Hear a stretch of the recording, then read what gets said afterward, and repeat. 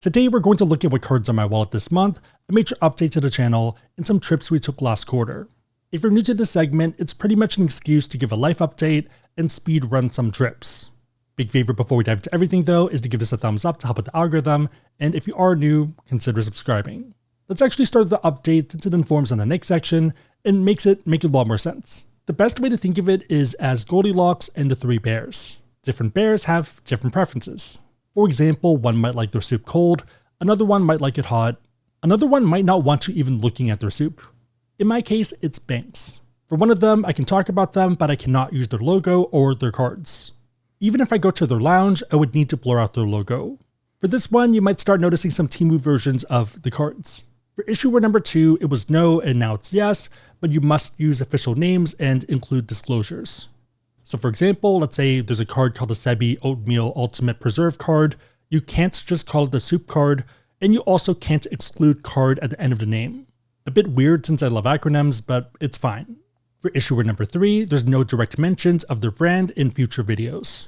It might be a function of what I've said in prior videos and also the type of behavior I guess I encourage. For example, stacking cards, which kind of makes sense. In the meantime, my understanding is that I can tell you that a card might have Lululemon credits and also a very high annual fee. Also the amount and cadence of the credits and of course use cases. I'm not allowed to specifically name the card though. So it's kind of like Voldemort in that sense, which also makes a lot of sense since YouTube does have a transcript feature. This could easily change in a few months and we've seen it happen with other banks. Long story short, I might be a bit cringe with some upcoming titles. You might also see more Temu style cards, so it's not me trying to be funny, but it's so I can actually talk about stuff. It's not ideal at all, but it is what it is. I do have some other strategies, but I don't want to say too much here. Okay, getting into the cards for my wallet, there's been a pretty big shuffle. I ended up swapping this color card into this color one. I did it before the annual fee change, so it should be locked in for a year. The rationale is that the math makes a lot of sense, given how I use the credits and how we value stuff. Plus year 1 makes sense, given double dips of some of the bigger credits. Some big ones on my end that I get value from include hotel credit, airline fee credit, and also surprisingly Equinox. The numbers just work really well. Even if you ignore Equinox at the bottom, it's 900 from hotels plus 400 airline fee is a total of 1300 for a $695 annual fee. That's completely ignoring the quarterly stuff like Lululemon and also their dining portal credit. And that one I might be able to say, but I'm not going to say it here. Okay, so what am I doing for groceries and eating out? Technically, I have 2 City Custom Cash cards, so that could work. I think for this month and even quarter, I'm focused on intro bonuses and spend incentives. On the intro bonus side, I'm working on the Atmos Reward Summit card and also the Office Train. For spend incentives, it's mostly Hilton and Hyatt. Hilton I ended up downgrading to the mid-level card and going for that 15K night, so we'll probably upgrade afterwards.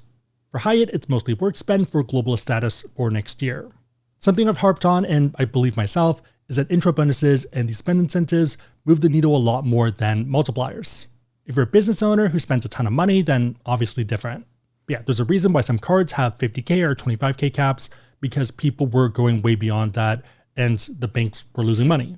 Your mileage may vary, do what makes sense for you, but for me, it's intro bonuses. Especially if you like fancy travel or your player 2 does, and the alternative is paying out of pocket and still spending a lot of time looking for deals. On that note, if you want to learn more about cards and you want to support the channel, we have links on the website, AskSebby.com, and also down below in the description box. As always, make sure the links are competitive, that they make sense, but otherwise it's a huge way to help, so thank you in advance.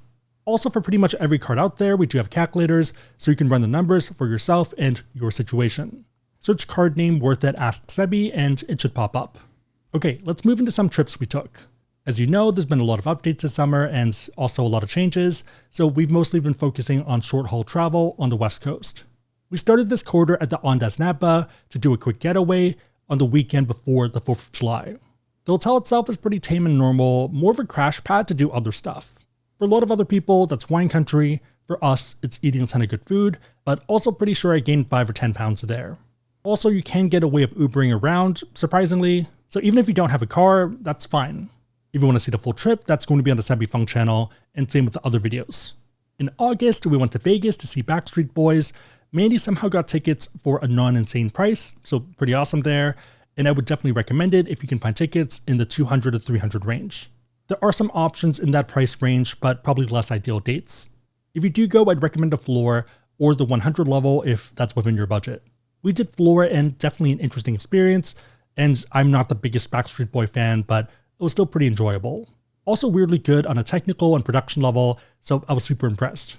For hotels, we stayed at Fontainebleau, and this is a new hotel on the north end of the strip.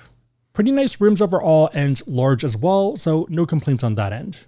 The credit's also not too bad to use and works at pretty much all the restaurants, if not all of them, and food on average is pretty good.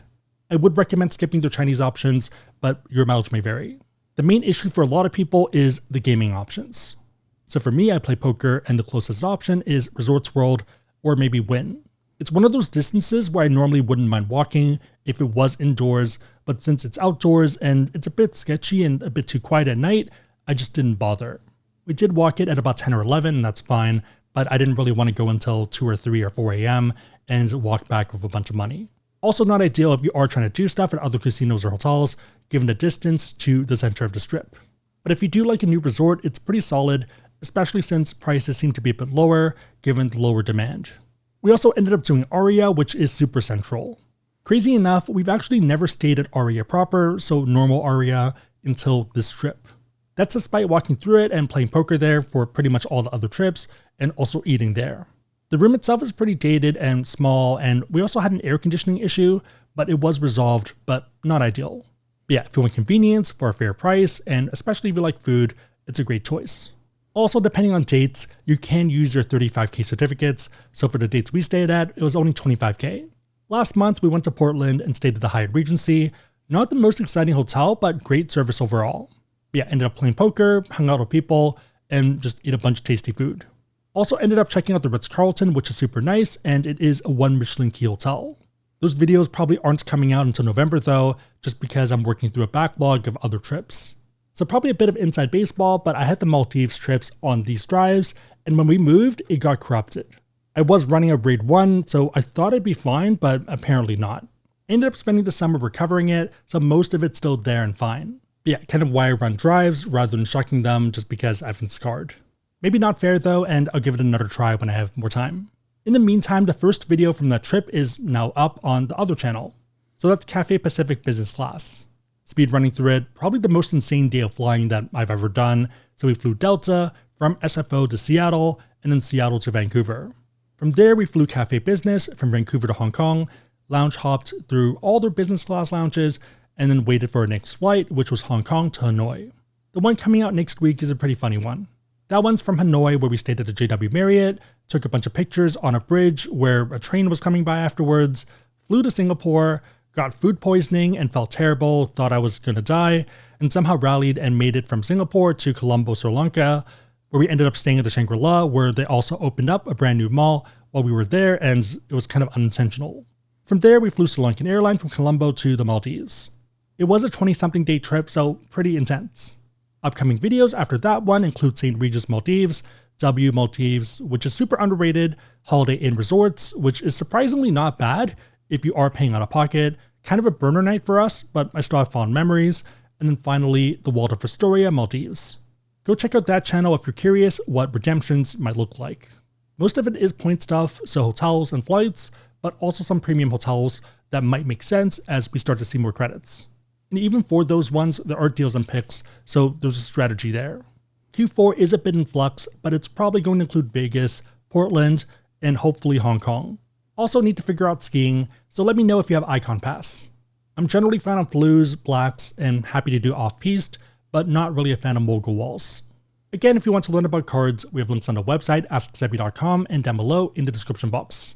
If you made it to this point, leave a doggo emoji in the comments down below, and I'll try to heart it and also respond. 3 questions. Number 1, what cards are in your wallet this month? Number 2, are you more focused on intro bonuses or multipliers? And number 3, what redemptions do you have coming up? Let me know and everyone else know in the comments down below. Big favorite, thumbs up, share this, by the way, if you liked it. See you next time.